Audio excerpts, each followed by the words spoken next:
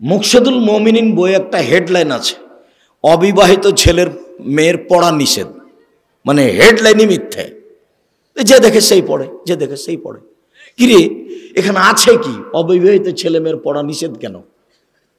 তো ওখানে এখন লেখক লিখছেন যে ভরা পেটে স্ত্রী মিলন হলে ছেলে ভ্যাংচা হয়, সফরের পূর্বে স্ত্রী মিলন হলে ছেলে টেরা হয়, সূর্যগ্রহণের সময় স্ত্রী মিলন হলে ছেলে কানা হয়। আল্লাহর কসম সব কথাগুলি মিথ্যে। শুধু মিথ্যা নয়, সরাসরি কোরআন মাজিদের বিরোধী, সরাসরি একবারে সরাসরি বিপরীত কোরআনের। আল্লাহ তাআলা কোরআন মাজিদে বলছেন নিসাউকুম হারসুল লাকুম ফাতু হারসাকুম আন্না শাইতুম। পৃথিবীর মানুষ তোমাদের স্ত্রী, তোমাদের জমি।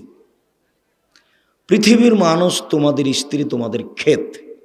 তোমরা তোমাদের জমিতে আসো, তোমাদের ক্ষেতে আসো, তোমাদের স্ত্রীর নিকটে আসো তোমাদের ইচ্ছা মতো।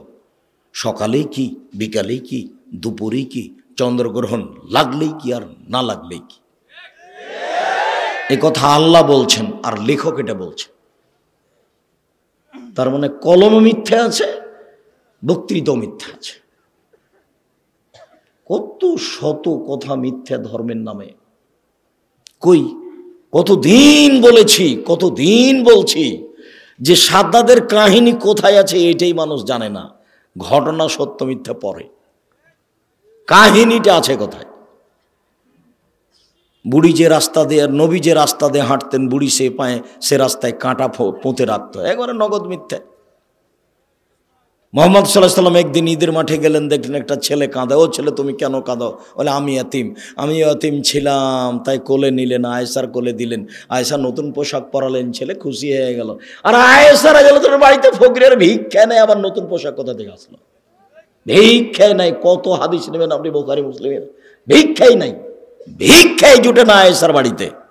একটা মানুষকে খেতে দেওয়ার 11 জন স্ত্রীর ক্ষমতা হয়নি, মোহাম্মদ সাল্লাল্লাহু আলাইহি সাল্লামের নিজেরও ক্ষমতা হয়নি। মেহমান ফিরে এসেছে ব্যাক করে, হাদিস বুখারী মুসলিম। ব্যাক করে যখন ফিরে এসেছে তখন নিরুপায় হয়ে বলছেন তোমরা একটু আমার মেহমানটা কেউ নিবা না? তো আবু তালহা বলছেন আমি। ঠিক আছে। এবার আবু তালহা মেহমানকে নিয়ে বাড়িতে গিয়ে বলছে জানো আকরিমি যায়ফা রাসূলিল্লাহ সাল্লাল্লাহু আলাইহি সাল্লাম, ও আমার বউ দেখো মুহাম্মদ সাল্লাল্লাহু আলাইহি সাল্লামের মেহমান গো, তুমি একটু তাকে সম্মান করো। একটু খাওয়ার ব্যবস্থা কি কিছু আছে? না না না না না না, খাওয়ার ব্যবস্থা তো নেই। ছেলে মেয়েদের জন্য একটু খাদ্য জানিয়ে ছেলে মেয়ে বেঁচে থাকবে। আচ্ছা ঠিক আছে, ওটা রেডি করো। দিয়ে ছেলে মেয়েকে ঘুমিয়ে দাও, বাতি নিভিয়ে দাও, মেহমানের জন্য খানা পানি রেডি করো। খানা পানি রেডি করার পরে মেহমানকে ডেকে তার স্ত্রী বলছেন যে আমি একটু ল্যাম্পটা ঠিক করতে গেলাম। আরে ঠিক করানো, এটা ভান একটা, এরকম করতে করতে নিভিয়ে দিয়েছেন। তখন মেহমান বুঝলো যে আসলে মনে হয় নিভিয়ে গেল। তো তখন আর স্বামী স্ত্রী নিজে খায়নি, অল্প খাদ্য তো ওইটুকু মেহমান খেয়েছেন। এখন সকালে আবু তালহা রাসূলের কাছে আসছেন, তখন আল্লাহ রাসূল বলছেন আবু তালহা রে তোমার মেহমানি দেখে আল্লাহ হেসে উঠেছেন, আল্লাহ খুশি হয়েছেন। হাদিস বুখারী মুসলিম। মানে আম গাছে জাম ধরতে পারে, ধরে না। হুজুর ভুল বুঝেছেন। হুজুর মনে করেছেন যে আব্দুর রাজ্জাক সাহেব মনে হয় নিজের কথা বললেন, তাই হুজুর বলছেন যিনি 10 লক্ষ হাদিসের হাফেজ তিনিও চ্যালেঞ্জ দিতে পারেন না, আর আব্দুর রাজ্জাক সাহেব চ্যালেঞ্জ দেন। হুজুর ভুল বুঝেছেন। আমি যখন বলেছি বুখারী মুসলিম, তখন বলেছি আম গাছে জাম ধরতে পারে, ধরে না। অমাবস্যার রাতে চাঁদ উঠতে পারে, উঠে না। শোয়ের ছিদ্র দিয়ে লাঙ্গলের ফল ঢুকতে পারে, ঢোকে না। শোয়ের ছিদ্র দিয়ে লাঙ্গলের ফল ঢুকে যেতে পারে। আম গাছে জাম ধরে যেতে পারে, অমাবস্যার রাতে চাঁদ উঠে যেতে পারে, এগুলো ঘটে যেতে পারে। আমি আব্দুর রাজ্জাক বিন ইউসুফ যে কথা বললাম, এই কথাতে কেউ চেষ্টা করলে, কিয়ামত পর্যন্ত চেষ্টা করলে সরিষা ঢোকানো যাবে না। যা বলছি তাই থাকবে, তার নাম বুখারী মুসলিম। হুজুর বুঝতেই পারেননি। হুজুর মনে করেছেন যে বিরোধিতা করলে মনে হয় সফলতা অর্জন করা যাবে। জি না, আল্লাহর কসম আমি কোনোদিন কারো বিরোধিতা করিনি। কেউ কেউ আমাকে বলছে যে অমুক অমুকের একটু আপনি নাম নেন না কেন? তা আমি বলছি যেই মাওলানা মানুষের বিরুদ্ধে এই ফেসবুকে ইউটিউবে কথা লিখতে পারে, তাকে আবার আমি আলেম মনে করে তার নাম নিয়ে কথা বলবো, আমি আব্দুর রাজ্জাক এত ঘৃণিত কাজ কোনোদিন করিনি, করব না। আর আপনার মতো লোক আব্দুর রাজ্জাক বিন ইউসুফের দিন রাত বদনাম করলে সরিষার সমান আসে যায় না। ফয়সালা কোথায় আছে? উপরে। যেই কথাটা পরে বলতাম সে কথাটা আপনাকে এখনই বলে রাখি, আল্লাহর কসম আমি একজন নিঃস্ব মানুষ। আমার না বংশের ক্ষমতা আছে না আমার অর্থের ক্ষমতা আছে। আমি এত নিঃস্ব মানুষ যে কচুর পাতার পানির মতো, কচুর পাতার উপরে যে পানি আছে টলমল টলমল করে, তেমন আমি। যে কোনো সময় আপনি আমার উপরে ক্ষমতা প্রয়োগ করতে পারেন।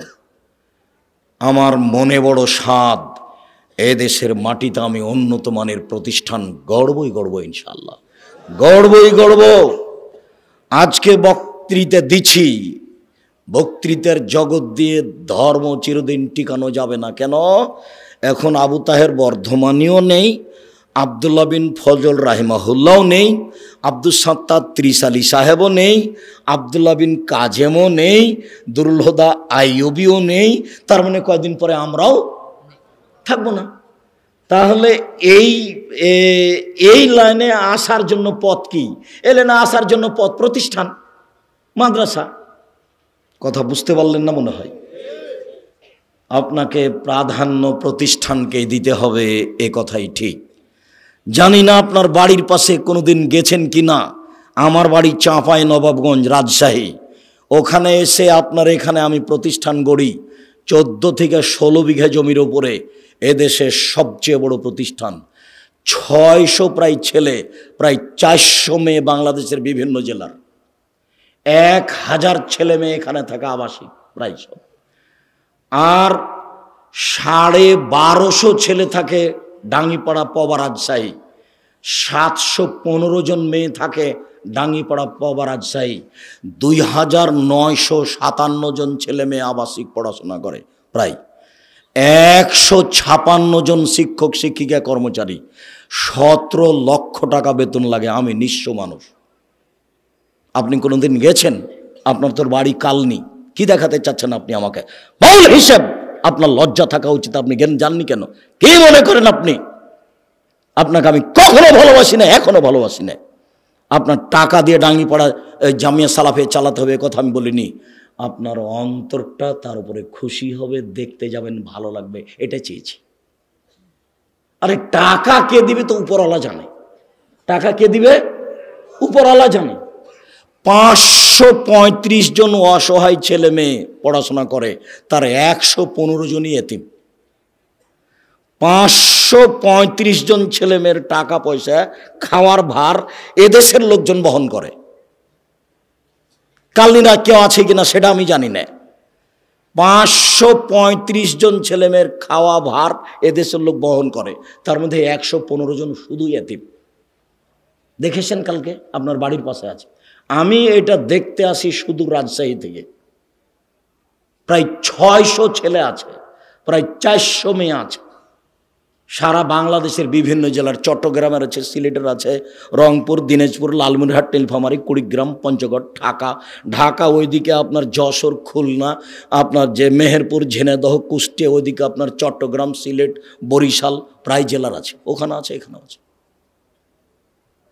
আর আপনি এখান থেকে ওখানে যাওয়ার সুযোগ হয় না আপনার, আর রাস্তার উপরে বাড়ি করে বসে আছেন। কি দেখাতে চাচ্ছেন আপনি আমাকে? আপনাকে আমি গত সম্মেলনে বলে জানি যে বাড়ি ভেঙে দিতে হবে, 24 ঘন্টার মধ্যে বাড়ি ভেঙে দিতে হবে। এটা রাসূলের আইন। আল্লাহ নবী বলেছেন যেখানে রাস্তার সমস্যা হয় সেখানে ডবল রাস্তা হবে। আমি বলিনি বেটা, আল্লাহ নবী বলেছেন 24 ঘন্টার মধ্যে বাড়ি ভেঙে দিতে হবে। ভাঙবো না, ভাঙিয়েন না, ভাঙিয়েন না, রাস্তার উপরে করেন, তাতে আসে কি যায়? আমি বলছি মুহাম্মদ সাল্লাল্লাহু আলাইহি ওয়াসাল্লাম বলেছেন। কথা বুঝতে পারেননি? আপনি মানলেই কি আর না মানলেই কি? আপনি হাঁটাবো বীর হাঁটাবো যাচ্ছেন না তো চলছে না। যে দেখেন কিভাবে চলছে, প্রায় সবাই মাদানী শিক্ষক। মদিনা বিশ্ববিদ্যালয়ে কয় টাকা খরচ করেন আপনি? আপনাকে আমি খালি দেখার জন্য অনুরোধ জানিয়েছি আর দোয়া করার জন্য। আল্লাহর উপরে ভরসা করে কাজ করবেন, দিনের জন্য কোনো কিছু করেন, প্রতিষ্ঠান গড়েন। হাঁটাবো বীর হাঁটাবো যেতে হবে এ কথা আমি বলিনি। কালনীতি করেন, প্রতিষ্ঠান গড়েই ছেলে মেয়ে তৈরি করতে হবে, তারাই জাতির সামনে কথা বলবে। আমি আব্দুর রাজ্জাক বিন ইউসুফ কওমি খারেজি মাদ্রাসার ছাত্র। 1976 সালে আমার পড়া শুরু হয়, আর 88 আগস্টের 20 তারিখ রোজ বুধবার বিকাল 3টে থেকে আমি শিক্ষক। আমি সর্বপ্রথম 1996 সালে ঢাকা এসেছিলাম 88 আগস্টে, কিন্তু বিতর্কিত বৈঠকে আমি এসেছিলাম 1996 সালে।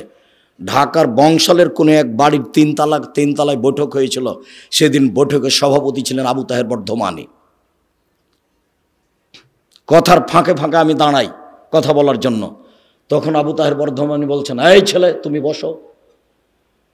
আমি বৈঠক শেষে বলেছিলাম, জনাব আপনার কথাই যদি চূড়ান্ত হয় তাহলে এ বৈঠক কোনোদিন কল্যাণ আনতে পারে না। এক পর্যায়ে উনি বলেছিলেন গোলালু খেতে হবে, তার প্রমাণ কোথায়? তখন আব্দুর সাত্তার ত্রিশালী বলেছিলেন ভাত খেতে হবে, তার দলিল কোথায়? কথা ঠিকই আছে। তখন আবু তাহের বর্ধমানী বলছেন, চুপ থাক বেয়াদব। এই ভাষাটা উল্লেখ করলেন। পরিবেশ 1 মিনিট থমথমে হয়ে গেল। আমি বললাম, আপনার কথা যদি শেষ কথা হয় তাহলে বৈঠক কল্যাণ আনতে পারে না। তখন আমাকে বলছেন, এই ছেলে তুমি কালকে আমার সাথে দেখা করবা বংশাল বড় মসজিদে। পরের দিন আমি গেলাম।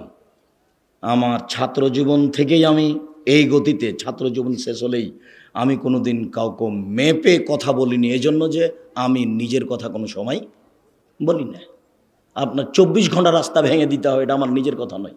মোহাম্মদ সাল্লাল্লাহু আলাইহি ওয়াসাল্লাম বলেছেন, যেখানে রাস্তা নিয়ে গন্ডগোল হবে, যাতায়াতের সমস্যা হবে, সেটা কি করতে হবে? ডবল করতে হবে। মোহাম্মদ সাল্লাল্লাহু আলাইহি ওয়াসাল্লাম বলেছেন, এই লোকটা জান্নাতে চলে গেছে, জান্নাতে চলে গেছে। কেন? রাস্তায় একটা গাছ পড়েছিল, কেটে সরিয়ে দিয়েছে, এই জন্য। হাদিস বুখারী মুসলিম। মোহাম্মদ সাল্লাল্লাহু আলাইহি ওয়াসাল্লাম বলেছেন, আফজালুল ঈমান লা ইলাহা ইল্লাল্লাহ, সবচেয়ে দামি বড় ঈমান হলো লা ইলাহা ইল্লাল্লাহ, সবচেয়ে ছোট ঈমান হলো ইমাতাতুল আযানিত তারিক, রাস্তা থেকে কষ্টদায়ক জিনিস সরিয়ে দেওয়া, রাস্তার সুবিধা করে দেওয়া। ওই জান্নাতে যাবে, এই জান্নাতে যাবে, সবচেয়ে ছোটটা। হাদিস বুখারী মুসলিমের কথা মোহাম্মদ সাল্লাল্লাহু আলাইহি ওয়াসাল্লাম বলেন। আমি অনুবাদক, কারো ক্ষমতা থাকলে অনুবাদে ভুল ধরার চেষ্টা করতে পারে। অন্য কোনো দিকে যাওয়ার কোনো সুযোগ নাই, কোনো পথ নাই, মন খারাপ করার কোনো পথ নাই। আপনাকে আমি হিসাবই করি না, কেননা আমি তো আমার কথা বলিনি, মোহাম্মদ সাল্লাল্লাহু আলাইহি ওয়াসাল্লাম এই কথা বলেছেন, তাই বলছি। আপনাকে দাঁড়াতে হলে মোহাম্মদ সাল্লাল্লাহু আলাইহি ওয়াসাল্লামের মুখামুখি দাঁড়াতে হবে। আমি বলেছি যখন 24 ঘন্টার মধ্যে সব ছবি মূর্তি ভেঙে দিতে হবে, তখন আমি বলেছি আমি 2 নম্বর আসামি। 1 নম্বর আসামিকে মোহাম্মদ সাল্লাল্লাহু আলাইহি ওয়াসাল্লাম, তার যদি ফাঁসি হয় তাহলে আমার আজীবন জেল হবে। আমি মুসলিম চিররণবীর, মরণকে করি না ভয়, মরলে শহীদ বাঁচলে গাজী, আমার উভয় সমান, মরাও যতটুকু বেঁচে থাকা ততটুকু, মরলেই জান্নাতি বাঁচলেও জানা। আমি কোনোদিন হিসাব করিনি। আমি 1 নম্বর আসামি নই, আমি 2 নম্বর আসামি। 1 নম্বর আসামি কে? মোহাম্মদ সাল্লাল্লাহু আলাইহি সাল্লাম। জেল, ফাঁসি দিয়ে দেন তার। মরা মানুষের ফাঁসি ঘোষণা হয়, হাইকোর্টে ফাঁসি ঘোষণা দিয়ে দিতে হবে। মোহাম্মদ সাল্লাল্লাহু আলাইহি সাল্লামের ফাঁসি ঘোষণা দিলাম আমি জজ। তিনি একবারে জোরালোভাবে আদেশ করছেন, জোরালোভাবে আদেশ, আলী ছাড়বে না কোনো ছবি মূর্তি, সবকে ভেঙে খান খান চূর্ণ করে দাও। আলী তুমি ছাড়বে না কোনো উঁচু খবর, সবকে ভেঙে সমান করে দাও। এই যে এখানে সব কবর উঁচু হচ্ছে, এখানে কবর, আবার মুক্তিযোদ্ধা কবর। বেটা কি দেখাচ্ছেন আপনি কবর পাকা করে? অসম্ভব। মোহাম্মদ সাল্লাল্লাহু আলাইহি ওয়াসাল্লাম বলেছেন আদেশ। কে এমন মায়ের বেটা আছে যে মায়ের বেটা দলিল নিয়ে আমার মুখের উপরে কথা বলতে পারে? ক্ষমতা দিয়ে কথা বলা একেবারেই সহজ। আমি আব্দুর রাজ্জাক নিঃস্ব মানুষ, আমার বংশীয় ক্ষমতা নাই, আমি কোনো দল সংগঠন করি না, আমার দলেরও ক্ষমতা নাই, আমার বংশেরও ক্ষমতা নাই, আমার টাকারও ক্ষমতা নাই। যে কোনো সময় আপনি প্রতিশোধ নিতে পারেন, প্রতিশোধ নিতে সমস্যা হবে না। তবে আমি আব্দুর রাজ্জাক বিন ইউসুফ বলছি, মোহাম্মদ সাল্লাল্লাহু আলাইহি ওয়াসাল্লাম বলেছেন উঁচু কবর ভেঙে দিতে হবে। এবার বলছি, দেখি কোন মায়ের বেটা এই কথা 19-20 করতে পারে? এমন কোন মায়ের বেটা পৃথিবীতে জন্ম নিয়েছে, তার সাথে আমি মুখামুখি হতে প্রস্তুত রয়েছি। উঁচু কবর কেন? কি দেখাতে চাচ্ছেন আপনি? কি বলতে চাচ্ছেন আপনি? সম্মানিত দিনী ভাই বোন, আপনার কথার কারণে আমি কথাগুলি বলে ফেললাম, যদিচ আমি জোরে কথা বলতে চাচ্ছি না। আপনাকে আমি অনেক ভালোবাসি। আমি আপনার কাছে যেটা চেয়েছি সেটা হচ্ছে এই আপনি জামিয়া সালাফিয়ার জন্য দোয়া করবেন। আমার মনে বড় স্বাদ, এদেশের মাটিতে আমি উন্নত মানের প্রতিষ্ঠান গড়বই গড়ব ইনশাআল্লাহ। জামিয়া সালাফিয়ার ডাঙ্গিপাড়া পবারাজ্জাই প্রায় 20 বিঘা জমির ওপরে, এত বড় এরিয়া নেই এদেশে, কোনো প্রতিষ্ঠান নাই দেশে নাই। জামিয়া সালাফিয়া ডাঙ্গিপাড়া পবারাজ্জাহের মসজিদটার জমি হচ্ছে 90%। 3000 মুসল্লি একসাথে সালাত আদায় করতে পারবে। একতলা কমপ্লিট হয়ে গেছে, প্রায় কমপ্লিটই 2 তলার কাজ আরম্ভ হয়েছে। এখানেও আরম্ভ করতাম 3 বছর আগে, জমি ঠিক হয় না, মানে জমি ঠিক করতে পারি না আজ পর্যন্ত। একজন রাজি হলে আরেকজন হয় না, আরেকজন রাজি হলে আরেকজন হয় না। হাটাববির হাটাবল্লককে বলেছি আগামীকাল যদি জমি ঠিক হয়ে যায় পরের দিন আমি কাজ আরম্ভ করবো ইনশাআল্লাহ। আজকে যারা আছে হাটাববির হাটাবল্লক বলুক যে আসেন, কোথা থেকে জমি নেবেন নেন, যদি কালকে ঠিক করতে পারে পরের দিন আমি কাজ শুরু করবো ইনশাআল্লাহ। আমি প্রস্তুত আছি। কাজ কিভাবে হবে আমি জানি না। 2013 সালের 24শে আগস্ট মঙ্গলবার 11টার সময় হাটাববির হাটাবো ওই জামিয়া সালাফিয়ার ওই কাঁঠাল গাছের নিচে আমি বলেছি আমার হাতে টাকা নাই, এ কথা সত্য, এখানে প্রতিষ্ঠান গড়বে, এ কথা সত্য, ইনশাল্লাহ গড়বেই গড়বে। 65 বছর থেকে ওই সব জমি পড়ে আছে, 65 বছর থেকে। ওই জমিটা সমতল করতে, মোটামুটি সমতল করতে এখনো পারিনি। প্রায় 15 থেকে 16 লক্ষ টাকা খরচ আছে জামিয়া সালাফিয়ার, এখনো সমতল হয়নি। মোটামুটি যা হয়েছে তা একবার দেখে আসিয়েন। গাজীপুরের এ একালার মাটি একটা নিচু একটা এরকম উঁচু, বড় বেমানান, তাকে ঠিক করতে এত টাকা খরচে, আপনি দেখে আসেন একটু।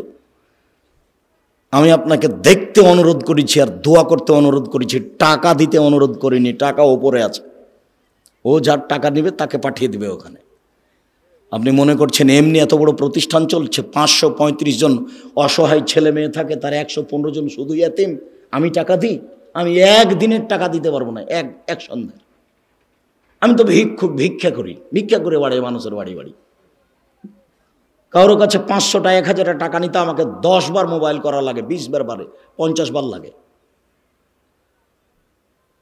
ভিক্ষা করে প্রতিষ্ঠান চালাই, নিঃস্ব, কোনো নির্ধারিত মানুষ নাই এর নিচে, চলবে ইনশাল্লাহ। 2016 সালের 17 ফেব্রুয়ারি রোজ বুধবার বিকাল 4:30-5টার সময় জামিয়া সালাফিয়া ডাঙ্গিপাড়া পবারাজ্জাই ওইখানে বলেছিলাম আমার হাতে টাকা নেই, এ কথা সত্য, এখানে প্রতিষ্ঠান গড়বে, এ কথা সত্য, ইনশাল্লাহ গড়বেই গড়বে। কয়েক কোটি টাকার জমি ওখানেও কিনা আছে, কয়েক কোটি টাকার জমি এখানেও কিনা আছে। ওখানে 1300 মানুষের ছেলেদের অংশে রান্না হয়, আর মেয়েদের অংশে 700 750 মহিলার রান্না হয়। তার 715 জন শুধু খালি মেয়ে। 3টে করে গার্ড আছে ওখানে, 6 জন গার্ডের, এখানে 2 জন গার্ড আছে। আপনি সহজে এমনি ঢুকতে পারবেন না। এখানে যান, এখন যান, দেখে আসেন, আপনি এমনি ঢুকতে পারবেন না। কোনোদিন তো দেখারও আপনার স্বাদ জাগে না। কথাটা বলেই রাখি, এদেশের শীর্ষস্থানীয় আলেম ওলামা বক্তব্য দিবেন এই মার্চের 5-6, বৃহস্পতিবার শুক্রবার, সামনের বৃহস্পতিবার শুক্রবারের পরের বৃহস্পতিবার শুক্রবার। আপনি মুরব্বী মানুষ, আপনাকে আমি অনুরোধ জানাচ্ছি, আপনি ওখানে যাবেন। দেশের শীর্ষস্থানীয় বড় বড় আলেম ওলামা কথা বলবেন। আকরামুজ্জামান বিন আব্দুস সালাম তার মধ্যে একজন। আমি এখানে যেটা বারবার বলতে চাচ্ছি সেটা, আমি আপনার দোয়ার ভিখারি। খালি আপনি বলবেন আল্লাহ, আব্দুর রাজ্জাক সাহেব যে কাজ করছে এটা তুমি কবুল করো। আমি সেদিনও বলেছিলাম খালি উপরের কবুলিয়ত, উপরে কবুল হয়ে গেলে এগুলো সহজ। আর আমি আমার ব্যাপারে যেটা বলি যে আমি আপনাদের টাকা পয়সা ক্ষতি করি না, আমি নিজে খাই না। এখানে কালকে যাবেন, এখানে একটা ভাউচার ফাইল আছে, যখন আমি খেয়েছি তখনকার টাকা দেওয়া আছে। দেখবেন এই ছেলে দেখি, হিসাব রক্ষক দেখি, তোমার ভাউচার ফাইলটা দেখি আব্দুর রাজ্জাক সাহেবের ফাইল আছে কিনা। এখানে বোর্ডিং সুপার আছে, হিসাব রক্ষক আছে, ওখানে 2 জন 3 জন হিসাব রক্ষক আছে, বোর্ডিং সুপার আছে, 156 জন শিক্ষক শিক্ষিকা কর্মচারী, 156 জন। আর মাসিক আল ইতেসাম পত্রিকার মুফতি 10 জন। এদেশের আর একটা পত্রিকা বের করেন যার এই অবস্থা আছে, খালি মুফতি 10 জন। মাসিক আল ইতেসাম পত্রিকার প্রতি মাসে বৈঠক বসে। তার গত শনিবার রবিবার বৈঠক হয়েছে কি সোমবার, আমার দিনটা এখন মনে নাই, তবে এই সপ্তাহতেই 15 জন মানুষ কর্মচারী আছে, শিক্ষক আছেন। ওই মাসিকা লিতিসাম পত্রিকার পিছনে 50টা প্রশ্নের উত্তর আছে, 50টা। আমি চেষ্টা চালাচ্ছি যাতে করে আমাদের পরবর্তীতে আবার আলে ওলমা জন্ম নেই যারা শিক্ষা দিতে পারবে। আব্দুল আলিম মাদানী এখানকার প্রিন্সিপাল, আমার জীবনের সবচেয়ে মেধাবী ছাত্র।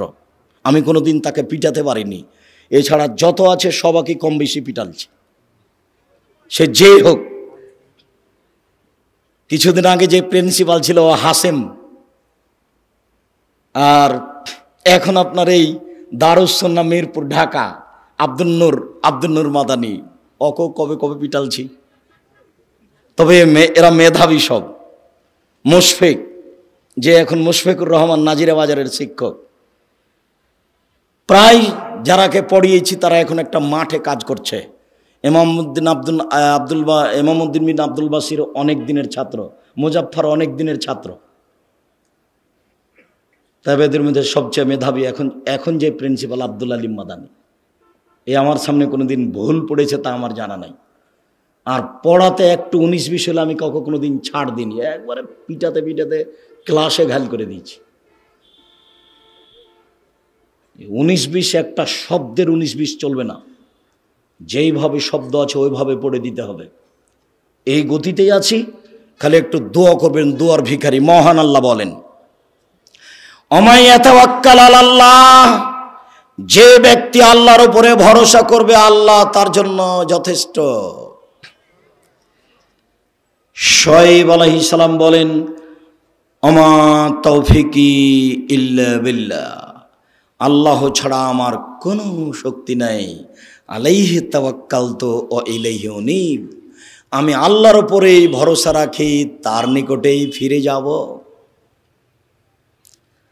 মহান আল্লাহ বলেন আমাদের নবীকে, ফায়জা আযামতা ফাতাওয়াক্কাল আলাল্লাহ, মুহাম্মদ সাল্লাল্লাহু আলাইহি সাল্লাম, আপনি যখন কোনো কাজের সিদ্ধান্ত নেবেন তখন আপনি আল্লাহর উপরে ভরসা রাখুন।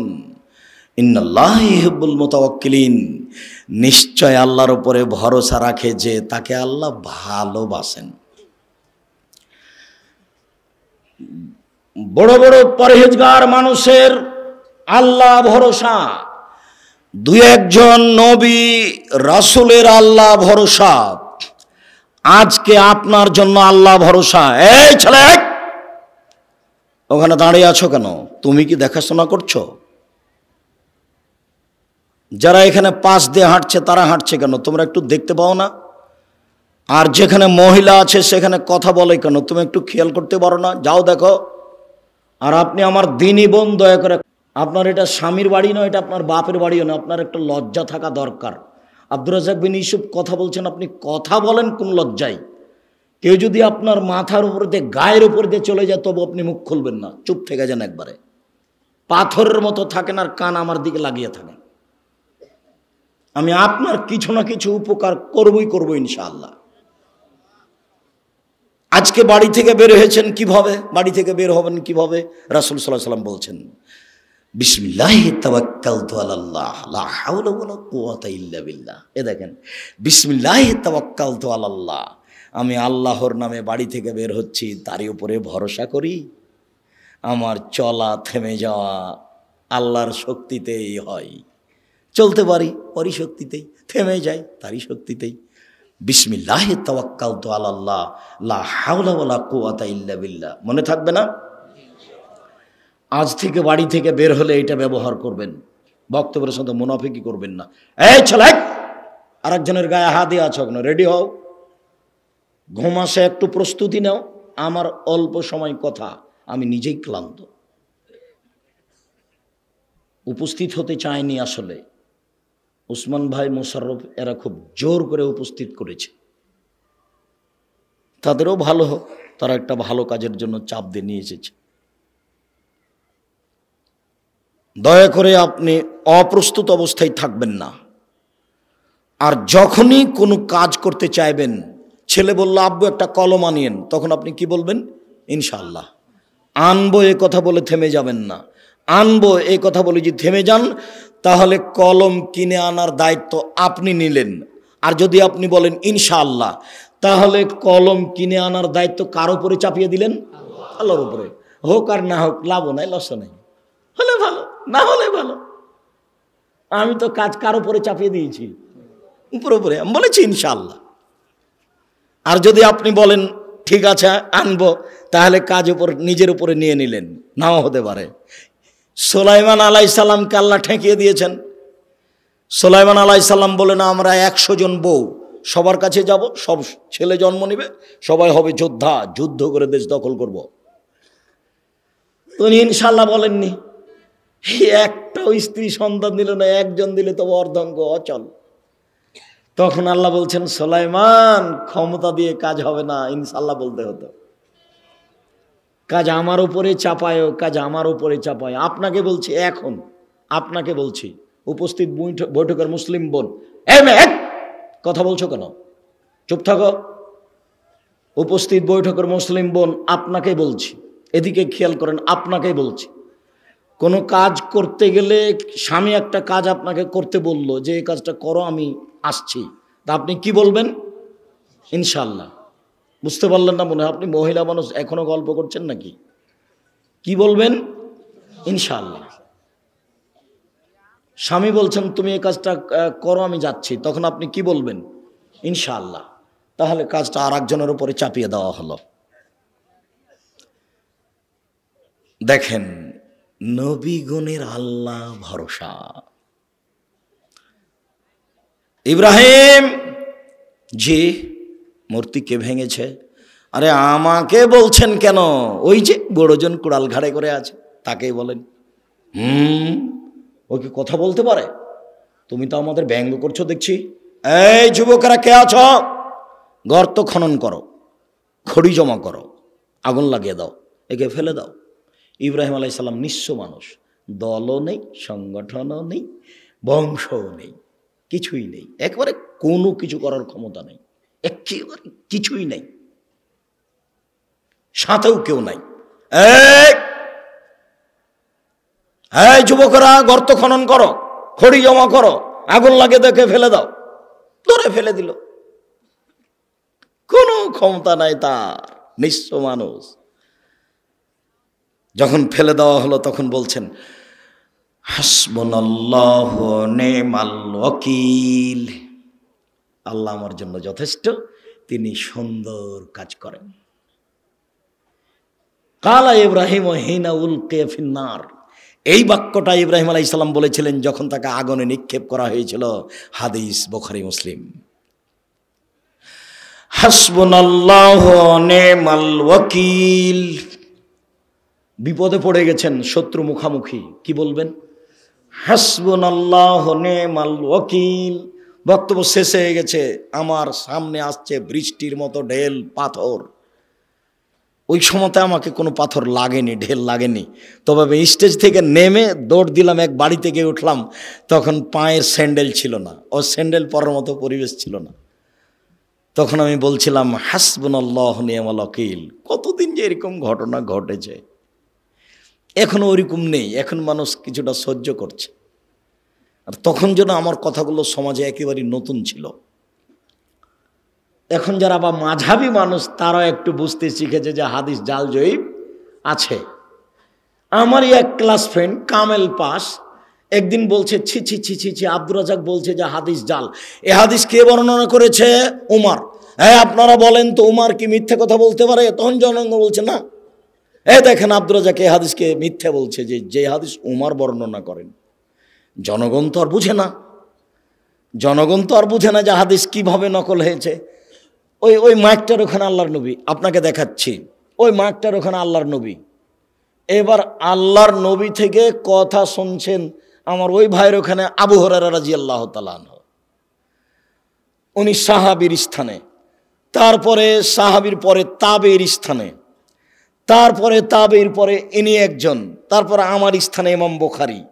এখন ইমাম বুখারী বলছেন আমি হাদিস শুনেছি আমার শিক্ষক মাখুল হতে, তিনি বলছেন আমি হাদিস বর্ণনা করছি আমার শিক্ষক নাফে হতে।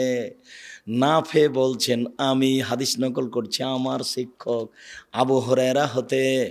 আবু হুরায়রা বলছেন আমাকে আল্লাহর নবী বলেছেন। এইভাবে হাদিসের সূত্র আছে।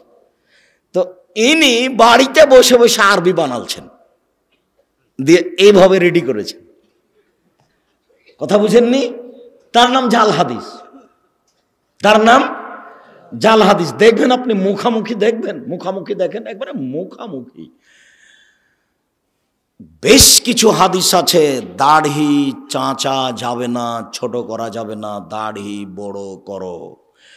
নবীগণের বৈশিষ্ট্য 10টি, পৃথিবীর সকল নবীর বৈশিষ্ট্য 10টি। 1, দাড়ি ছেড়ে দাও, ইচ্ছে মতো বড় হবে। 2, মোচ কেটে ফেলো, ব্লেড ব্যবহার করা হবে না, মোচ কাটতে হবে, মোচ থাকবে দেখে পুরুষ মনে হবে। দাড়ি আর মোচ চেঁচে ফেল দিল ওকে বেটি ছেলে মনে হবে, মহিলা মানুষ, তখন তার উপরে অভিশাপ হবে। দাড়িও নাই মোচও নাই, তখন ও নারী, তারপরে অভিশাপ, তারপরে অভিশাপ, তারপরে অভিশাপ। মোচ থাকবে, দাড়ি থাকবে, পুরুষ মনে হবে, আর পুরুষত্বা শক্তি কমবে না। তখন নারী বুঝতে পারবে, ওই বোকা মহিলা তো বুঝেনি তাই দাড়িকে খারাপ মনে করছে। ও যদি বুঝতে পারতো যে দাড়ি থাকলে পুরুষত্বা শক্তি বাড়ে, তাহলে তো বলতো না তুমি আরো দাড়ি রাখো, তুমি আরো দাড়ি রাখো, তুমি আরো দাড়ি রাখো। ও তো ওর বুঝেনি ধর্মের ব্যাপার। 2, বগলের লোম উঠিয়ে ফেলো, নারী পুরুষ একই হুকুম, ব্লেড চলবে না, নবীগণের বৈশিষ্ট্য। 3, 4, নখ কেটে ফেলো, নবীগণের বৈশিষ্ট্য।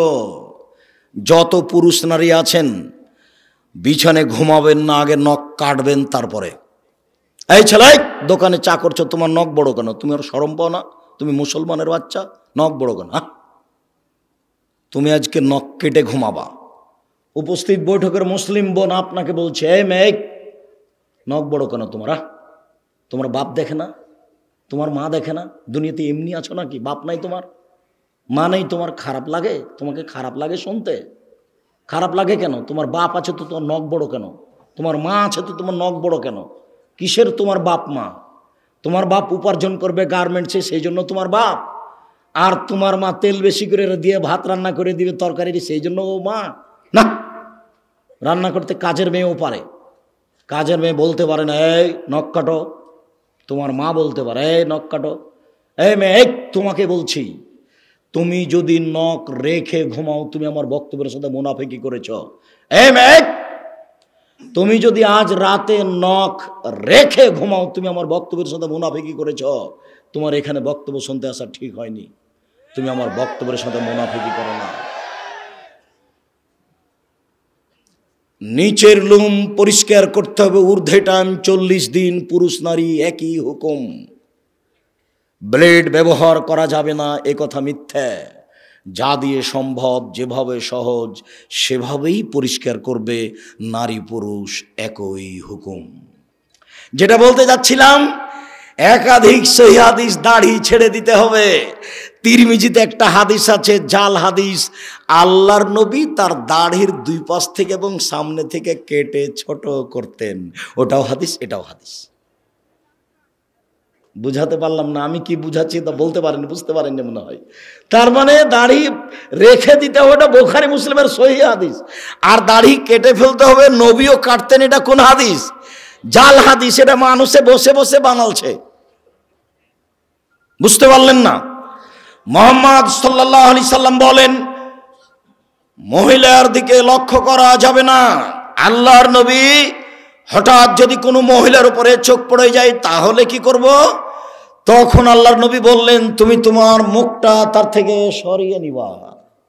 তার মানে টিভির পর্দার দিকে তাকিয়ে তার খবর শোনা যাবে না। কোনো মানুষ যদি টিভিতে খবর শুনতে চায় তাহলে তাকে এইভাবে বসতে হবে। রং মাখানো পতিতালয়ের মেয়ে টিভির পর্দাতে এসে বক্তব্য দিচ্ছে, আপনি তার দিকে চোখ রেখে আছেন, তখন আপনি পরহেজগার? ছি ছি ছি ছি, একটু লজ্জা লাগে না? একটু শরম হয় না? একটু হায়া লাগে না? বেটা তাহাজ্জুদ পড়ে, মাথায় টুপি দিয়ে থাকে, একটু শরম করা দরকার। খারাপ লাগছে, খারাপ লাগবে কেন? বসেন কেন? বসবেন কেন? আপনি বলেন যে আমি খুব ভালো মানুষ, বলেন দেখি, বলেন আপনি ভালো মানুষ, আপনি বলেন দেখি। রাসূল সাল্লাল্লাহু আলাইহি সাল্লাম বলছেন 3 শ্রেণীর মানুষ জান্নাতে, জাহান্নামে যাবে না, ও জান্নাতে যাবেই যাবে। তার এক শ্রেণীর মানুষ হচ্ছে বেগানা নারী, অপর নারীকে দেখে চক্ষু নিচু করে, যে সে জান্নাতে যাবে। আমি বলিনি, মুহাম্মদ সাল্লাল্লাহু আলাইহি সাল্লাম বলেছেন এক শ্রেণীর মানুষকে আমি জান্নাতে নিয়ে যাব। কিভাবে নিয়ে যাবো সেটা আমার ব্যাপার। সেই পুরুষ যারা অপর নারীকে দেখে চক্ষু নিচু করে। তাহলে একাধিক সহিহ হাদিস নারীর দিকে দেখা যাবে না। আর একটা হাদিস আছে, আল্লাহর নবী বলছেন কেউ যদি সুন্দরী মেয়ের দিকে তাকায় তাহলে চোখের পাওয়ার বেড়ে যাবে। হাদিস জাল। এদেশে একটা বই পাওয়া যায়, বক্তা শ্রোতার পরিচয়, দেখুন কিনে দেখুন, ওটাও হাদিস এটাও হাদিস। মুহাম্মদ সাল্লাল্লাহু আলাইহি সাল্লাম বলেন সালাতের সালাম হচ্ছে, সালাত শেষ হচ্ছে আসসালামু আলাইকুম রাহমাতুল্লাহ, আসসালামু আলাইকুম রাহমাতুল্লাহ। আবু দাউদে একটি হাদিস আছে, সালামের বৈঠকে বসে বায়ু ছেড়ে দিলেই সালাম হয়ে যাবে। আসসালামু আলাইকুম রাহমাতুল্লাহ, আসসালামু আলাইকুম বলা লাগবে না। মানুষের বানানো প্রায় 3 লক্ষ হাদিস আছে। আমি আব্দুর রাজ্জাক বিন ইউসুফ 10,000 হাদিস রেখেছি আপনাকে দেখানোর জন্য। টাকার গায়ে লেখা আছে চাহিবা মাত্র ইহার বাহককে দিতে বাধ্য থাকিবে। আমি আব্দুর রাজ্জাক বিন ইউসুফ 10,000 জাল জয়ীফ হাদিস আপনাকে দেখানোর জন্য প্রস্তুত রয়েছি। হাদিস যে জাল হয় তার আপনাকে 2-1টা দেখালাম। ফাজাইলে আমল বইয়ে লেখা আছে যে আদম আলাইহিস সালাম ভারত থেকে 60,000 বার হজ করতে গেছেন, তাহলে তার বয়স হতে হবে 60,000 বছর। একেবারে নগদ মিথ্যে। ফাজাইল আমলে বইয়ে লেখা আছে এমনভাবে জিকির করবে দেখে যেন মানুষ বলে পাগল। আপনাদের এখানে যে বট গাছ আছে, বট গাছে এখন এখানে সম্মেলন হয় কিনা, যারা দেখেছেন তারা নারী পুরুষ জিকির করতে করতে উল্টে পড়ে যায়। যারা বাস্তব দেখেছে তারা বলছে জি না, এটা রাখা যাবে না। পীর মুরিদির কোনো নীতি রাখা যাবে না, যে কোনো মূল্যে এলাকা থেকে উঠাতে হবে, যে কোনো মূল্যে। কথা দিয়ে ওঠান, পিটিয়ে উঠান। অসম্ভব আহলে হাদিস উর্দুশিত এলাকায় এরকম জিকির আজকার মিথ্যা নারী পুরুষ একাকার হয়ে হতে পারে না। অসম্ভব, যে কোনো মূল্যে ঠেকাতে হবে, যে কোনো মূল্যে। আপনি প্রস্তুত থাকুন। আহলে হাদিস উর্দুশিত এলাকায় এরকম মিথ্যে জিকির হবে, এটা হতে পারে না। ধর্মের নামে মিথ্যে জিকির চিৎকার করে হতে পারে না। এই মাটিতে জিকির হবে লা ইলাহা ইল্লাল্লাহ চুপে। আপনাকে কথা প্রসঙ্গে একটু দেখালাম। আল্লাহ ভরসা, আল্লাহ ভরসা একটু। আবু বকর সিদ্দিক রাদিয়াল্লাহু তাআলা আনহু বলেন, আমি গারে শহরে আল্লাহর নবীর সাথে আছি। তার একটু আগে বলি, 1 মিনিট, এক খেয়ালে চেয়ে থাকবেন। মন খারাপ, আবু বকর সিদ্দিক হিজরত করে চলে যাবেন, পালিয়ে যাবেন। আল্লাহ রাসূল বলছেন, আবু বকর তুমি একটু থামো, আমাকেও যাওয়া লাগতে পারে। তখন আবু বকর সিদ্দিক বুঝলেন তাহলে দুইজনের একসাথে হিজরত হবে। এবার আবু বকর সিদ্দিক 2টা উটের প্রস্তুতি নিলেন। আর বক্তা বলছেন যে সেদিন থেকে আবু বকর সিদ্দিক রাদিয়াল্লাহু তাআলা দরজায় দাঁড়িয়ে থাকলেন। কখন আল্লাহর নবী বলবেন, কখন রেডি, তাই তিনি রেডি আছেন, একবার সব মিথ্যা কথা। তখন উনি বুঝলেন যে আমাকে বের হতে হবে, 2টা উট রেডি। হঠাৎ একদিন দুপুরের সময় আয়েশা রাদিয়াল্লাহু তাআলা বলছেন, আমার বাপ মা খালি দিন ধর্ম, খালি দিন ধর্ম। মুহাম্মদ সাল্লাল্লাহু আলাইহি ওয়াসাল্লাম আমাদের বাড়িতে সকালে আসেন, বিকেলে আসেন, সকালে আসেন, বিকেলে আসেন।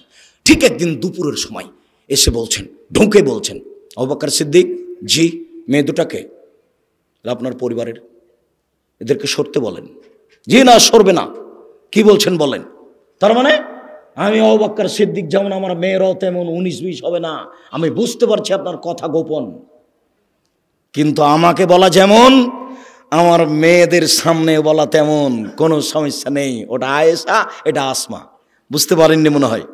বাপ যেমন বেটা তেমন, বাপ যেমন বেটি তেমন। অর্ডার হয়ে গেছে, চলে যেতে হবে। ঠিক আছে, বের হয়ে গেলেন। গাড়ে শহরে পাহাড়ের মধ্যে আশ্রয় নিলেন গর্তে। দিয়ে আবু বকর সিদ্দিক বলছেন, এখানে আপনি থামেন, আমি আসছি। এখানে আপনি বসেন, আমি আসছি। ওখানে সব মিথ্যা কথা লেখা আছে, যে সব গর্তগুলিকে আবু বকর সিদ্দিক ছিদ্রগুলো বন্ধ করছিলেন, সাপ তাকে দংশন করতে পারে।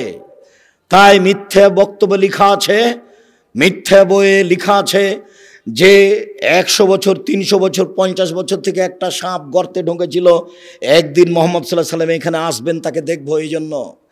এবার সব গর্তগুলো বন্ধ করলেন আবু বকর সিদ্দিক, মাত্র একটা গর্ত খালি, আর কাপড় নেই। তখন গর্তের মুখের উপরে পা দিলেন। এবার সাপ দেখছে গর্তের মুখ বন্ধ, তাহলে আমি কিভাবে মোহাম্মদকে দেখব? তো দংশন করলেন, বিষে কালো হয়ে গেল, চোখের পানি ঝরে মোহাম্মদ সাল্লাল্লাহু আলাইহি ওয়াসাল্লাম ঝরলো। মোহাম্মদ সাল্লাল্লাহু আলাইহি ওয়াসাল্লামের ঘুম ভেঙে গেল। তিনি বলছেন, তোমার এরকম কোনো অবস্থা? বলে, আমাকে সাপে দংশন করেছে। দেখি কোথায়? এই যে এখানে। একটু থুথু দিয়ে লিখছে, এগুলো মিথ্যে কথা, এবারে নগদ মিথ্যে। ওই গর্তের মুখের উপরে ঘুঘুর ডিম দেওয়া আছে, ঘুঘু মানে মাকড়সার জালে ঘুঘু ডিম দিয়েছে, একবারে নগদ মিথ্যে কথা, মিথ্যার নগদ প্রমাণ।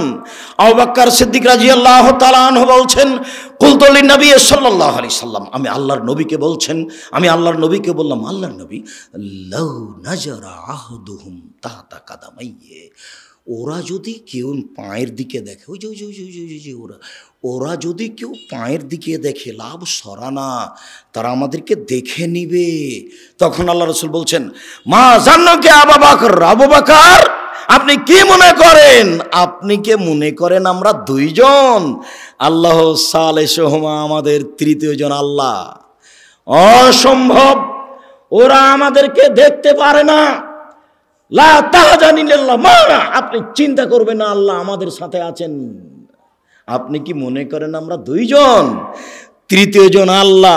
আল্লাহ ভরসা, দেখেন আল্লাহ ভরসা। ফেরাউন পিছে পিছে ছুটে যাচ্ছে, মূসা আলাইহিস সালাম আগে আগে পালিয়ে যাচ্ছেন। সামনে কুলজুম সাগর, ডানে ফেরাউন, বামে ফেরাউন, পিছে ফেরাউন, সামনে সাগর। সঙ্গী সাথী বলছেন, ইন্নাল্লাহ মুদ্রাকুন, আমরা বন্দি, আমরা আটকা পড়েছি, আমরা বন্দি, আমরা আটকা পড়েছি। তখন মূসা আলাইহিস সালাম বলছেন, কাল্লা, কখনো নয়, অসম্ভব, এটা হতে পারে না। বলেন কি? কাল্লা, কখনো নয়, অসম্ভব, এটা হতে পারে না। ইন্না মায়া রব্বি, আমার সাথে আমার প্রতিপালক রয়েছেন, সায়াদিনী, তিনি আমাকে পথ দেখাবেন। কোনো পথই নাই, কোনো পথই নাই, বাঁচার কোনো পথই নাই। ডানে ফেরাউন, বামে ফেরাউন, পিছনে ফেরাউন, সামনে সাগর। মূসা আলাইহিস সালাম বলছেন, কখনো নহে, অসম্ভব, হতে পারে না। আল্লাহ আমার সাথে আছেন, তিনি আমাকে পথ দেখাবেন। আল্লাহ ভরসা, বুঝতে পারছেন না? এর নাম আল্লাহ ভরসা। দেখেন, গাল্লা খাতেলা আবওয়াব, সব দরজা জুলাইখা বন্ধ করে দিল। জুলাইখা সব দরজা বন্ধ করে দিয়ে বলছে, হাই তালাক, এইসব তুমি আমার সাথে জেনায় লিপ্ত হও। তখন ইসব বলছেন, মাশাআল্লাহ, আমি আল্লাহর কাছে আশ্রয় চাই। বলো কি তুমি, বলো কি তুমি, ইন্নাহু রাব্বি আহসানা মাসায়া, আরে তোমার স্বামী আমার মালিক, তিনি আমাকে ভালো থাকতে দিয়েছেন, ভালো খেতে দিয়েছেন, আমি অন্যায় করতে পারি না, তোমার সাথে আমি অন্যায় করতে পারি না। এই বলে ইউসুফ আলাইহিস সালাম দৌড় দিয়ে পালাতে চাইলেন। পিছন দিক থেকে জুলাইখা জামা টেনে ধরলো। আগে আগে বের হয়ে যাচ্ছেন ইউসুফ, পিছনে পিছনে যাচ্ছে, আগে আগে যাচ্ছেন ইউসুফ, পিছনে পিছনে যাচ্ছে জুলাইখা। যখনই বের হলেন, তখনই সামনে হলো জুলাইখার স্বামী, এক জায়গায় তিনজন, ইউসুফ, জুলাইখা, জুলাইখার স্বামী। দেখে জুলাইখা কথা উল্টে দিল। জুলাইখা বলল, এ দেখেন, এ দেখেন, এ দেখেন, যাকে আপনি লালন পালন করেন, দেখেন তার চরিত্র কত খারাপ, সে আপনার স্ত্রীর সাথে অন্যায় করতে চাই, এর কি শাস্তি হতে পারে? আরে আপনি দেশের বাদশা, কি শাস্তি উল্লেখ করবেন? আমি জুলাইখা বলছি, ওকে যথাযথ পিটন দিতে হবে, নইলে জেলখানায় বন্দি করতে হবে। 12 বছর জেল হলো। 12 বছর পরে সরকারের পক্ষ থেকে লোক এসেছে, এইসব আপনাকে সরকার ডেকে পাঠিয়েছেন, আপনি বের হন জেল থেকে। তখন এইসব বলছেন, যাক, সরকারকে বলো এইসব জেল থেকে বের হবে না, যতদিন পর্যন্ত জুলাইখা জাতির সামনে ঘোষণা না দিয়েছে। আমি জুলাইখা বলছি, আমি অন্যায় করেছি, ইসব অন্যায় করেনি। ইসব এখানে সত্যবাদী, আমি মিথ্যাবাদিনী মহিলা। এই কথা জাতির সামনে ঘোষণা না দেওয়া পর্যন্ত আমি ইসব জেল থেকে বের হব না। আমি আপনাকে যেটা বলতে চাচ্ছি, এই ছেলে, কোনোদিন কোনো মেয়ে মানুষের সাথে মোবাইলে গল্প করো না।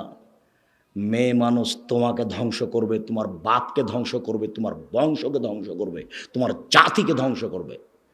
এই যে দেখো মেয়ে মানুষ।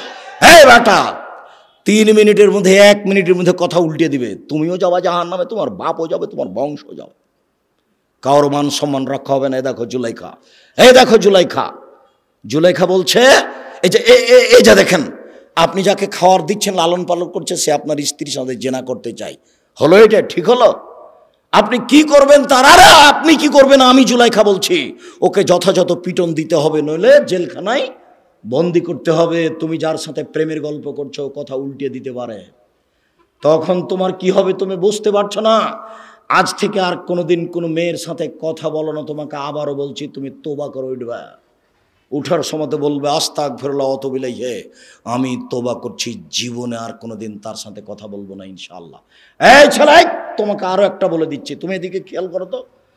আজকে এখানে তোবা করে উঠেছ, গিয়ে রাত্রে ঘুমাতে যাচ্ছ, মোবাইলটা লক করে দিয়েছ, দেখবা 2-1 মিনিট পরে ধীরে হাতটা মোবাইলে চলে গেল, লকটা খুলেছ, রিংও দিচ্ছ। এই সময়তে লাফ দিয়ে উঠে ল্যাপটা দূরে ফেলে দিবা। দূরে ফেলে দিয়ে একবারে ঘর থেকে বের হয়ে বলবা নাউজুবিল্লাহি মিন জালিক, এই শয়তান তোর মুখে লাথি মারি, নাউজুবিল্লাহি মিন জালিক, এই শয়তান তোর মুখে লাথি মারি। আর এই পাটা মাটির উপরে রেখে তুমি এই করবা, ঘষবা, তোর মুখে লাথি মারি, তোর মুখে লাথি মারি, তোর মুখে লাথি মারি, নাউজুবিল্লাহি মিন জালিক। তুমি 2-1 মিনিট করো, দেখবা তুমি স্বাভাবিক হয়ে গেছো। সারা রাত আর ও তোমার কাছে আসবে না। তুমি যে তোবা করে গেছো, এই জন্য তোমার ঘরে খালি শয়তানে এমনভাবে ভিড় লেগেছে, তুমি দেখলে অজ্ঞান হয়ে যেত। শয়তানের কাজ ইহুদির কাছে নেই। শয়তান জানে যে ইহুদি জাহান্নামে যাবে। শয়তানের কাজ খ্রিস্টানের কাছে নাই। শয়তান জানে যে খ্রিস্টান জান্নাতে যাবে। শয়তানের কাছে হিন্দুদের কাছে নাই। শয়তান জানে যে ওরা জাহান্নামে যাবে। স্কুল কলেজ থেকে শয়তান চলে এসেছে কেন? যুবক যুবতীর উরু রানের উপরে মাথা দিয়ে বসে আছে। তখন শয়তান বলছে, তাহলে আমি আর কি করবো, আমি তো এটা করাতাম, তো ওরাই যখন করছে তখন আমি যাই, তো এখন আমি যাব কোথায়?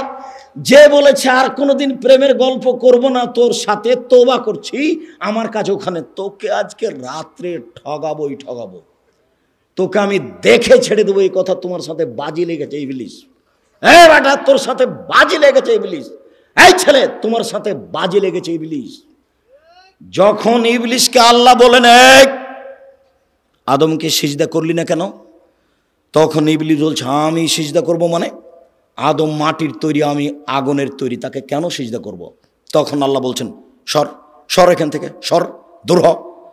তখন ইবলিস বলছে হ্যাঁ দূর হয়ে যাব, তবে আমাকে একটা ক্ষমতা দিতে হবে। কি? আজীবন বেঁচে থাকবো। ঠিক আছে, দিলাম। আর একটা, আদমের ছেলে মেয়েকে দেখে ছেড়ে দেবো কিভাবে জান্নাতে যায়। আমি যাব জাহান্নামে আর ওরা যাবে জান্নাতে, আমি ওদের দেখে ছেড়ে দেবো কিভাবে জান্নাতে যায়। তাহলে কথোপকথন মুখামুখি কার সাথে হচ্ছে? আল্লাহর সাথে। কার? ইবলিসের।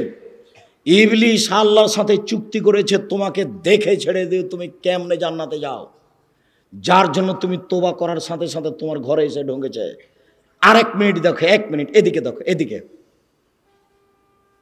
আদম জি ফল খাবেন না, যেমন বলেছেন ফল খাবেন না, তেমনি ইবলিস এসে বলছে আমি ভালো মানুষ, আপনি আমার কথা শোনেন, আমি উত্তম পরামর্শ দাদা, আমি ভালো মানুষ, আপনি আমার কথা শোনেন। তারপর আর নাই।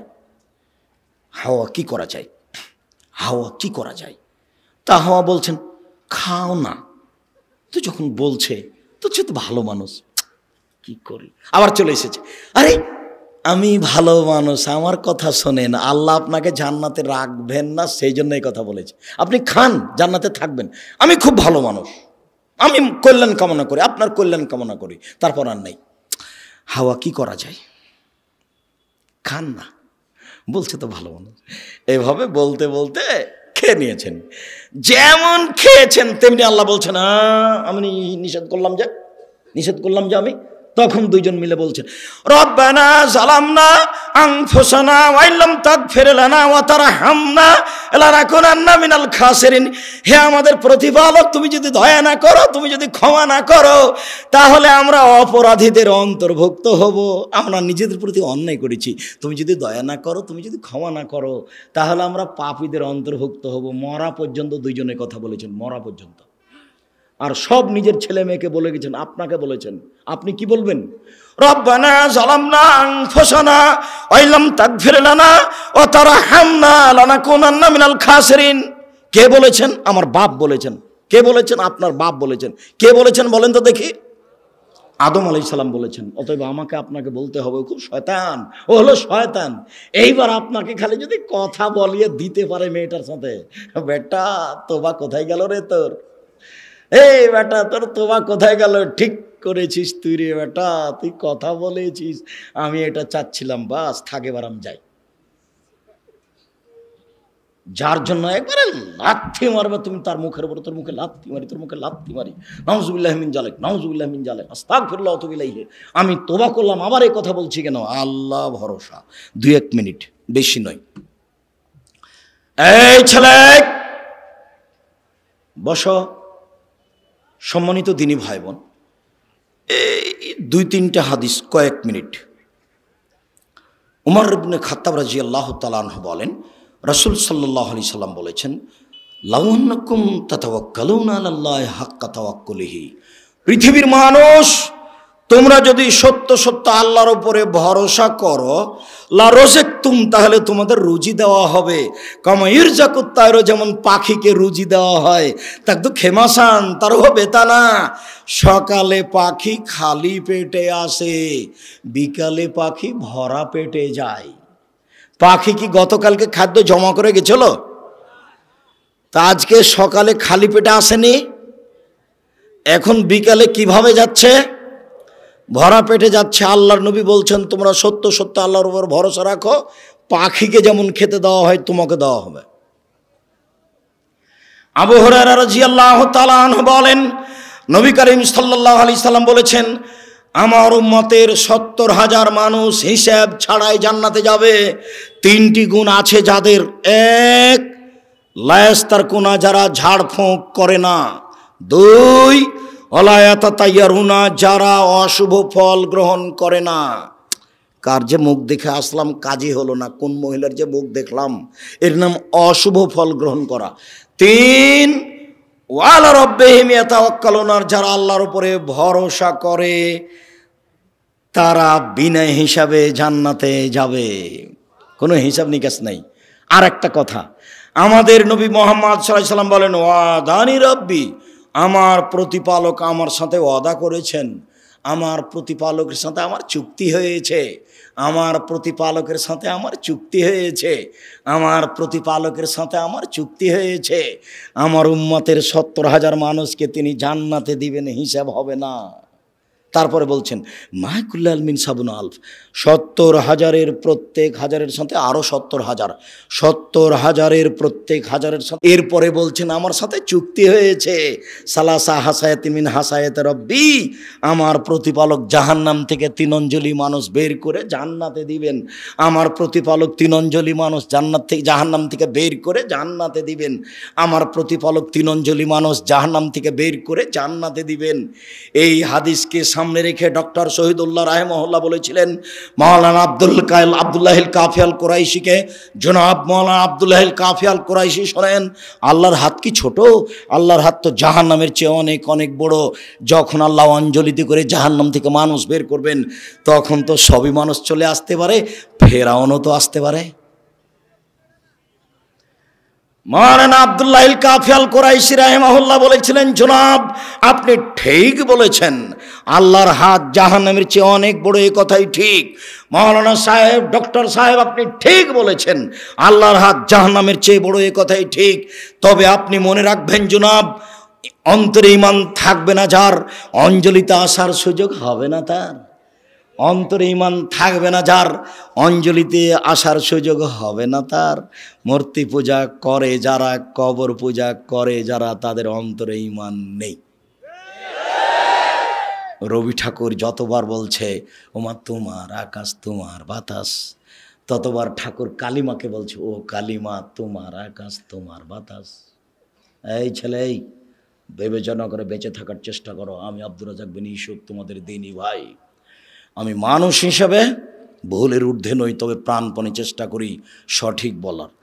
দেশবাসীর কাছে, এলাকাবাসীর কাছে, কালনিবাসীর কাছে আন্তরিকভাবে দুয়ার দরখাস্ত রেখে জামিয়া সালাফিয়া হাঁটাবো, হাঁটাবো। জামিয়া সালাফিয়া ডাঙ্গিপাড়া পবা রাজশাহীর জন্য আন্তরিকভাবে দোয়া করার জন্য অনুরোধ রেখে, সামনে বৃহস্পতিবার আর শুক্রবার মার্চের 5-6 সকলে উপস্থিত হবেন, এই জোরালো দাবিও দেওয়া রেখে, আল্লাহর উপরে ভরসা করে কান্নাকাটি করে আল্লাহর কাছে ক্ষমা নেওয়ার জন্য অনুরোধ জানিয়ে, যারা ব্যবস্থাপনা করেছেন তাদের জন্য আন্তরিকভাবে দোয়া কামনা করে। ও মাসুম আছে, ও লেখানি বই আছে, আব্দুল্লাহর বই, এগুলো মিন্নাতুল বারি। এদেশে বোখারির ব্যাখ্যা ব্যতিক্রম। একটু আব্দুল্লাহ, আব্দুর রহমান, আব্দুর রহিমের জন্য দোয়া করবেন। আর ওই মিন্নাতুল বারিকে রেখে যাবেন না। আর ওই মাসিক আলিতে পত্রিকা আছে, যাতে 50টা প্রশ্নের উত্তর আছে। আর উপদেশ বইটা দেখছি, ওই বইয়ে আছে আল্লাহ ভরসা। আমার জীবনের সব কথা লেখা আছে উপদেশ বইয়ে, আল্লাহ ভরসা। সকল দিনই ভাই বোনকে বইগুলি সংগ্রহ করার জন্য অনুরোধ জানাচ্ছি। স্টেজ থেকে বিশেষভাবে আব্দুল্লাহর এই ব্যতিক্রম বই মিন্নাতুল বারি, কে বড় লাভবান, কে বড় ক্ষতিগ্রস্ত, আদর্শ নারী, আদর্শ পরিবার, বিশেষভাবে উপদেশ, বিশেষভাবে মিন্নাতুল বারি, ব্যতিক্রম বোখারির ব্যাখ্যা।